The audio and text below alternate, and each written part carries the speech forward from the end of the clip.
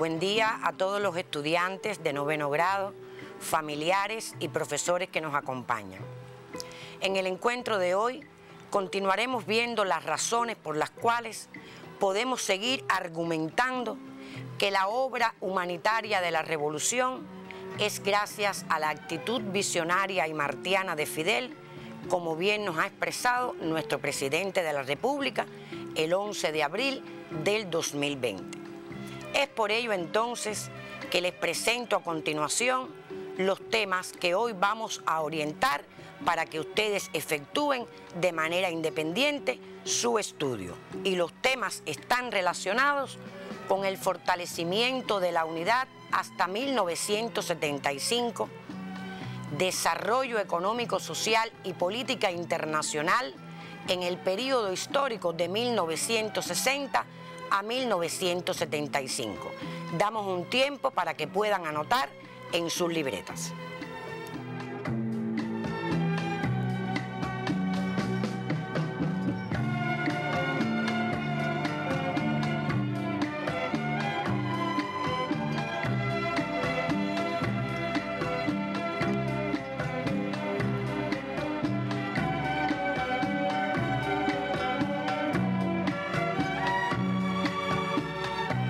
Los contenidos que estamos relacionando en la temática, ustedes podrán encontrarlo en su libro de texto como bibliografía fundamental, en las páginas que aparecen en la parte inferior de la pantalla de cada uno de los textos.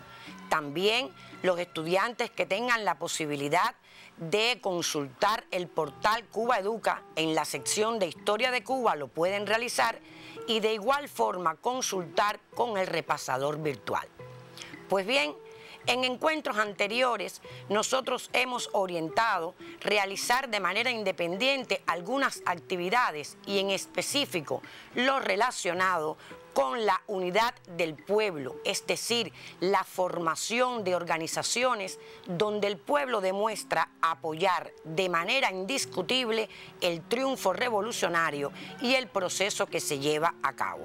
Recordamos entonces que en ese fortalecimiento de la unidad ustedes debían hacer referencia a la creación, por ejemplo, de los comités de defensa de la revolución y muy en especial a la actividad desarrollada por los jóvenes en la creación de la Asociación de Jóvenes Rebeldes en 1960.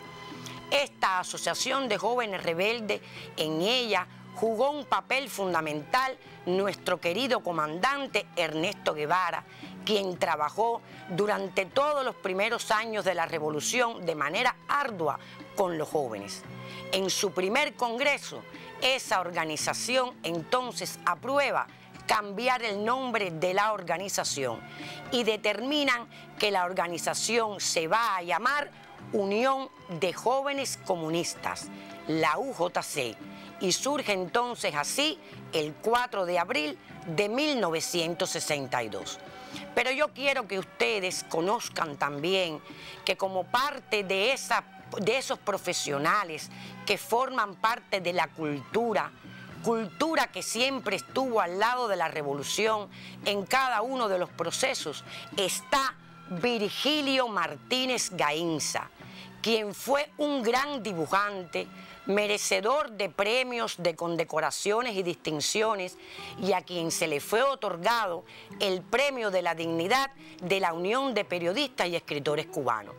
A Virgilio Martínez se le conoció también como el padre de las historietas cubanas, pero fue el creador del primer emblema de la Unión de Jóvenes Comunistas, donde aparece la figura de Mella, la figura de Camilo, como representación de las tradiciones de lucha de esa juventud cubana, señalando también la importancia de 3 tareas fundamentales: el estudio, el trabajo y el fusil, representando la defensa de las conquistas alcanzadas en la patria. Pero en el segundo aniversario, celebrando el segundo aniversario de esa organización, el Che habla con los jóvenes y les da su concepción de lo que para él significaba un joven comunista. Yo los invito entonces ahora a escuchar lo que en ese momento expresó nuestro querido guerrillero heroico. La Unión de Jóvenes Comunistas tiene que definirse por una sola palabra: vanguardia. Ustedes, compañeros, deben ser la vanguardia de todos los movimientos, los primeros en estar dispuestos para los sacrificios que la revolución demande, cualquiera que sea la índole de estos sacrificios, los primeros en el trabajo, los primeros en el estudio, los primeros en la defensa del país. Y plantearse esta tarea no solo como la expresión total de la juventud de Cuba, no solo como una tarea de grandes masas vertebradas en una institución, sino como las tareas diarias de cada uno de los integrantes de la Unión de Jóvenes Comunistas. Al ser asesinado el Che en 1967, también se aprueba incorporar la figura del Che al emblema, al logotipo de la Unión de Jóvenes Comunistas, como el digno ejemplo a seguir por todos los jóvenes. Y este es el emblema que ha acompañado a esta aguerrida organización desde 1967. A esos jóvenes que estuvieron durante todo el proceso revolucionario al lado del pueblo y del gobierno revolucionario. Esos jóvenes que hoy también están dando muestras de responsabilidad, de amor y de solidaridad con el pueblo cubano, cuando ayudan de manera desinteresada en todas las labores que se llevan a cabo en nuestra revolución. Y por eso cada familia cubana siente el orgullo de ver cómo esos jóvenes emprendedores están siempre al lado de la revolución. En los primeros años del triunfo de la revolución no existía en Cuba una organización política que agrupara y que pudiera dirigir desde el punto de vista político a todas las organizaciones que existían. Recordemos entonces cómo se lleva a cabo el proceso de formación del partido.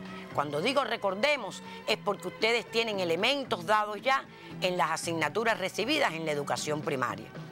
Vamos entonces a recordar que existían tres organizaciones fundamentales: el Directorio Revolucionario 13 de marzo, el Partido Socialista Popular y el Movimiento Revolucionario 26 de julio. Al declarar el carácter socialista de la revolución, era necesario la organización única que pudiera aglutinar a todos estos revolucionarios.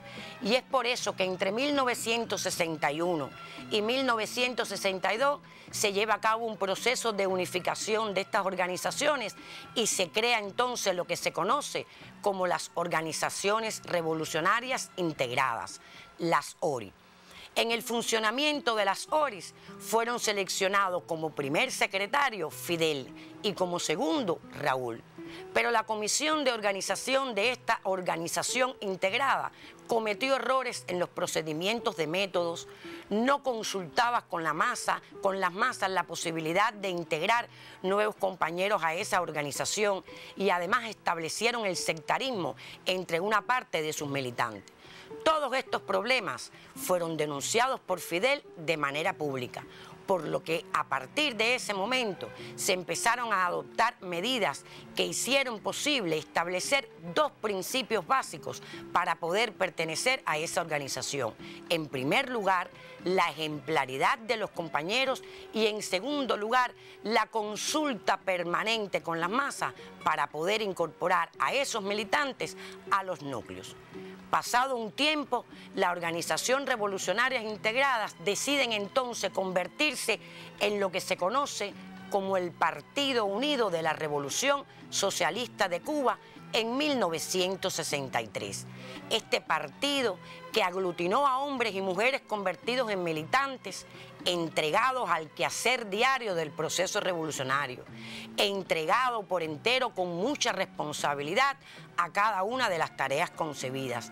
se llevaron a cabo diferentes sesiones de trabajo que comienza entonces el 30 de marzo de 30 de octubre, disculpen, de 1965 y culminan en el pleno del 1 de octubre de 1965. En ese pleno se toman diferentes acuerdos, como fue la creación del Comité Central y además importantes acuerdos que se dan a conocer el 3 de octubre de 1965, donde en el Teatro Chaplin, hoy Carlos Marx, se da a conocer la composición de ese Comité Central y se consulta con las masas los acuerdos aprobados. Vamos entonces, porque yo sé que los hechos contados son interesantes, pero vividos son aún más atractivos. Vamos a vivir el momento en que ese día se conoce cuál era la composición de ese Comité Central y veamos lo que allí sucedió. Entonces pedimos que ruede el material. Fidel, en el acto de presentación del Comité Central, expresó: hemos procurado escoger a quienes, a nuestro juicio, representan de la manera más cabal la historia de nuestra revolución. Pero faltaba una figura trascendental entre los elegidos.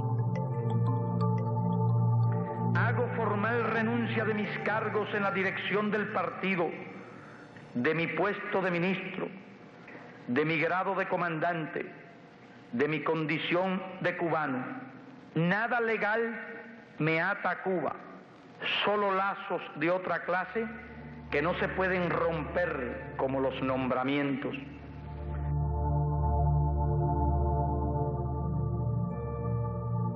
Se crea el Buró Político como organismo ejecutivo en la labor cotidiana de dirección de la revolución, el partido y el país, así como el secretariado del Comité Central, organismo auxiliar del Buró Político para la labor de dirección del partido que aún no tenía nombre. Y puesto que es necesario que el nombre de nuestro partido diga no lo que fuimos ayer, sino lo que somos hoy y lo que seremos mañana, ¿cuál es, a juicio de ustedes, el nombre que debe tener nuestro partido? ¿Cuál es? Un compañero de aquí, los compañeros de acá. Partido Comunista de Cuba.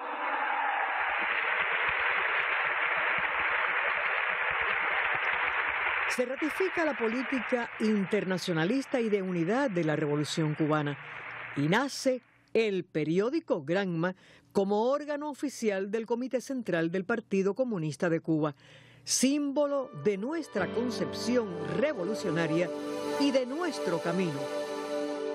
Como pudieron apreciar, el 3 de octubre de 1965, entonces en consulta con las masas, se crea el Partido Comunista de Cuba, ese partido único de la revolución, el partido continuador de ese indiscutible aporte de nuestro héroe nacional al fundar el Partido Revolucionario Cubano.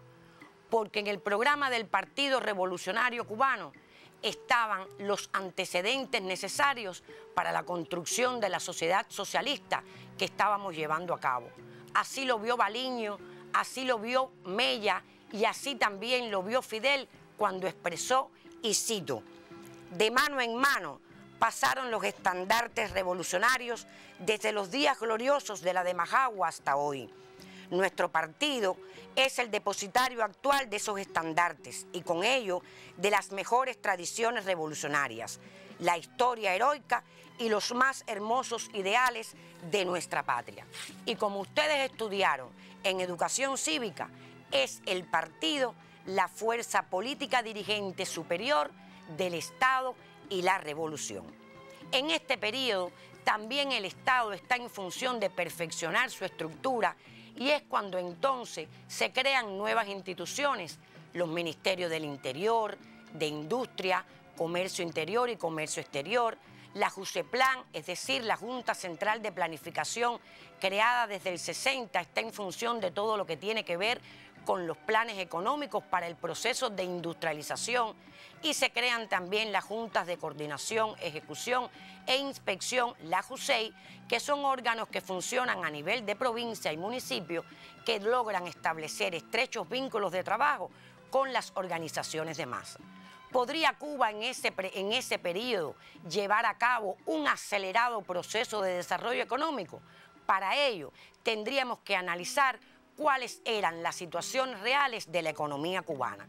Pues bien, recordemos que teníamos una economía deformada, primero producto del colonialismo español y luego por el neocolonialismo norteamericano, con la aplicación de ese fuerte bloqueo económico, comercial y financiero.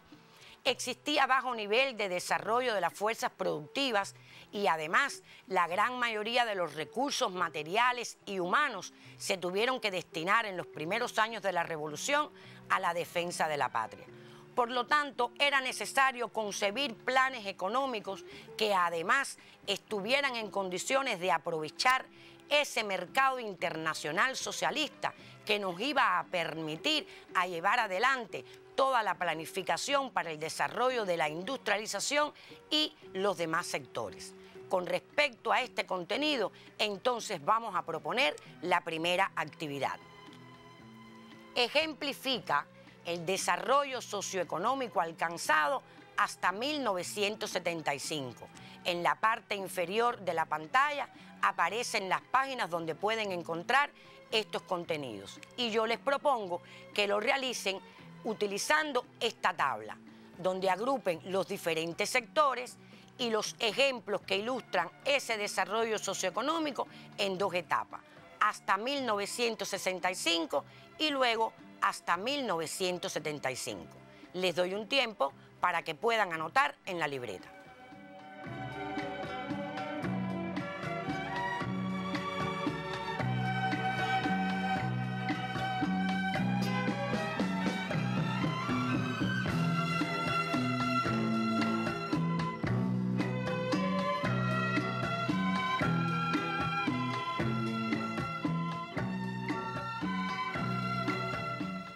Quedaría de esta manera, por ejemplo, con el sector agropecuario.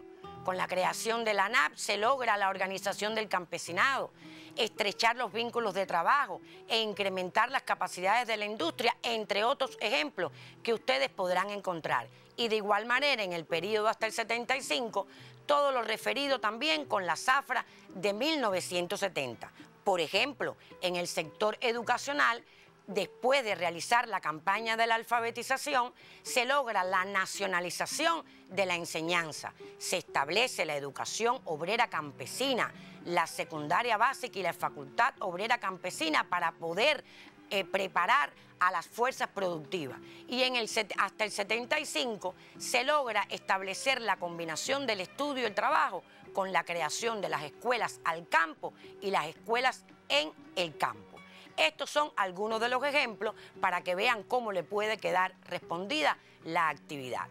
En otros encuentros hemos hablado que la política norteamericana siempre estuvo en función de detener el triunfo de la revolución y que además pretendía aislar a Cuba del resto de los pueblos de América Latina. Pero ustedes vieron en el material que una vez que se conforma el Partido Comunista de Cuba, se mantiene la política internacional estableciendo como principios fundamentales la solidaridad y el internacionalismo. Les propongo entonces la segunda actividad de nuestra clase. Caracteriza la política internacional de la Revolución Cubana en el periodo de 1960 a 1975. Y las páginas aparecen en la parte inferior de la pantalla. Les doy un breve tiempo para que puedan anotar.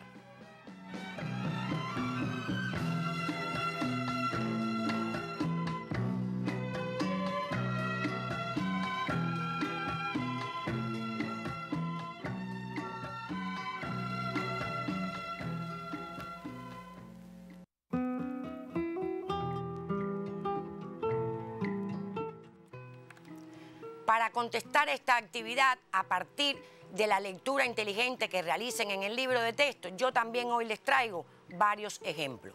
Miren, en este periodo Cuba es miembro fundador del Movimiento de Países No Alineados desde 1961, lo que le permite establecer relaciones con países de diferentes partes del mundo.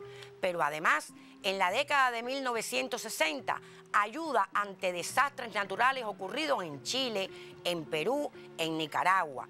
En 1963, en mayo, la primera brigada médica que asiste a un país extranjero fue la brigada cubana, que participa entonces prestando servicios en Argelia. Y frente a esta brigada estuvo dirigiendo el que era entonces el ministro de Salud Pública, el comandante José Ramón Machado Ventura, que es hoy el segundo secretario del Partido Comunista de Cuba. Otros ejemplos también están en el apoyo a la lucha del pueblo vietnamita frente a los Estados Unidos, con el envío de médicos, de enfermeras, donaciones de sangre, donde los comités de defensa de la revolución jugaron un papel extraordinario. Y por supuesto, no se puede dejar de mencionar la ayuda desinteresada de Cuba a diferentes pueblos de África, como por ejemplo el Congo belga, donde estuvo participando al frente de la guerrilla nuestro querido comandante Ernesto Guevara. Pero fíjense, yo les traigo ahora un fragmento del discurso pronunciado en la Asamblea de Naciones Unidas en diciembre de 1964 de nuestro querido Che, ese hombre ejemplo de internacionalismo que representó en varias oportunidades la política internacional del pueblo cubano. Escuchemos y veamos lo que allí el Che manifestó de manera consciente y valiente. Ahora sí, la historia tendrá que contar con los pobres de América, con los explotados y vilipendiados de América Latina, que han decidido empezar a escribir ellos mismos para siempre su historia. Y esa ola de estremecido rencor, de justicia reclamada, de derecho pisoteado que se empieza a levantar por entre las tierras de Latinoamérica, esa ola ya no parará más. Esa ola irá creciendo cada día que pase, porque esa ola la forman los mayoritarios en todos los aspectos, los que acumulan con su trabajo las riquezas, crean los valores, hacen andar las ruedas de la historia y que ahora despiertan del largo sueño embrutecedor a que los sometieron. Porque esta gran humanidad ha dicho basta y ha echado a andar. Y su marcha de gigantes ya no se detendrá hasta conquistar la verdadera independencia por la que ya han muerto más de una vez inútilmente. Ahora, en todo caso, los que mueran morirán como los de Cuba, los de Playa Girón, morirán por su única, verdadera e irrenunciable independencia.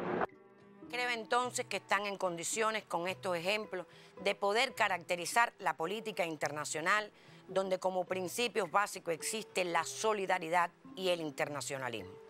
Y es por eso que hoy también nosotros debemos seguir manifestando esa solidaridad dentro de nuestro país, cumpliendo con las orientaciones de la Dirección Máxima de Salud, el partido y el gobierno, para poder demostrar la responsabilidad, el amor por la vida y el compromiso que tenemos todos los cubanos en vencer esta batalla que estamos librando contra la COVID-19. La posición de Cuba ante el mundo se demuestra día a día que es una ferviente solidaria y que además apoya de manera incondicional en todos los terrenos. Por lo tanto, nosotros dentro de nuestra patria también tenemos que seguir demostrando esa solidaridad para poder llegar y volver a darnos ese fuerte abrazo, ese beso que sabemos dar todos los cubanos por la unidad y el bienestar. Nos veremos entonces en un próximo encuentro que ya no sería en este horario.